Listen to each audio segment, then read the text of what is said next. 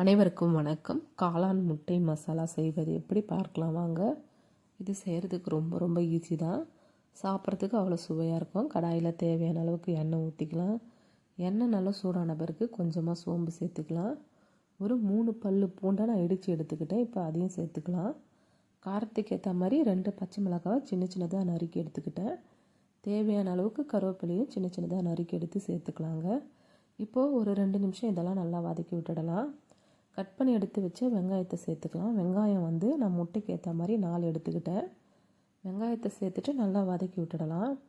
வெங்காயம் நல்லா வதங்கின பிறகு தக்காளி சேர்த்துக்கலாங்க. தக்காளி ரொம்ப எடுத்துக்க கூடாது. ஒரு 2 தக்காளி மட்டும் நான் எடுத்துக்கிட்டேன். இப்போ தக்காளி சேர்த்துட்டு தேவையான அளவுக்கு மஞ்சத்தூள், உப்பு சேர்த்துக்கலாம்.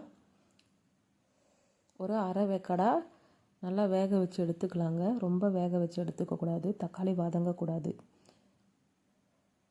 ஒரு அரை வேக்காடா வேக வச்சு எடுத்துக்கிட்ட பிறகு நம்ம சுத்தமாக கழுவி கட் பண்ணி எடுத்து வச்ச காளானை சேர்த்துக்கலாம். காளான் தேவையான அளவுக்கு நான் எடுத்துக்கிட்டேங்க. காளான் சேர்த்துட்டு நல்லா வதக்கி விட்டுடலாம். காளான் நல்லா வெந்து வரணும். இந்த மாதிரி காளான் நல்லா வெந்த பிறகு 1 ஸ்பூன் அளவுக்கு காஷ்மீர் சில்லி பவுடர், 2 ஸ்பூன் அளவுக்கு கறி மசாலா, 2 ஸ்பூன் அளவுக்கு மிளகாய்த்தூள் சேர்த்துக்கலாம். 2 ஸ்பூன் அளவுக்கு மிளகுத்தூள் சேர்த்துக்கலாங்க. நான் சின்ன ஸ்பூனில் தான் எடுத்துக்கிட்டேன், காரத்துக்கு ஏற்ற மாதிரி. இப்போ இந்த மசாலாலாம் சேர்த்துட்டு நல்லா ஒரு 3 நிமிஷம் வதக்கி விட்டுடலாம். நல்லா வதங்கின பிறகு இப்போ முட்டை உடைச்சி ஊற்றிக்கலாங்க. எல்லா முட்டையும் உடைச்சி ஊற்றிக்கலாம். அடுப்பை ஸ்லோ பண்ணி வச்சுக்கணும். இப்போ நல்லா கலந்து விட்டுடலாம். அடி பிடிக்காத அளவுக்கு நல்லா கலந்து விட்டுக்கிட்டே இருக்கணும். ஒரு 1/4 ஹவருக்கு.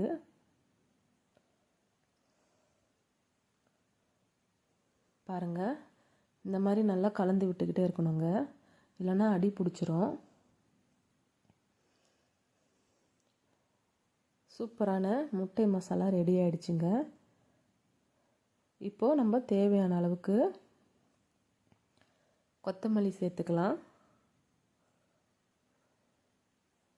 இப்போ ஒரு 2 நிமிஷம் நல்லா வதக்கி விட்டுடலாம். சுவையான காளான் முட்டை மசாலா ரெடி ஆயிடுச்சுங்க. இது சூடான சாதத்தில் பிசைஞ்சு சாப்பிட்டா அவ்வளோ சுவையாக இருக்கும். இல்லை ரசம், சாம்பாருக்கு வச்சு சாப்பிட்டா கூட சூப்பராக இருக்குங்க. பிடிச்சிருந்தா சப்ஸ்கிரைப் பண்ணுங்கள், லைக் பண்ணுங்கள். Thank you, follow me. நீங்களும் இதே மாதிரி ட்ரை பண்ணி பாருங்கள்.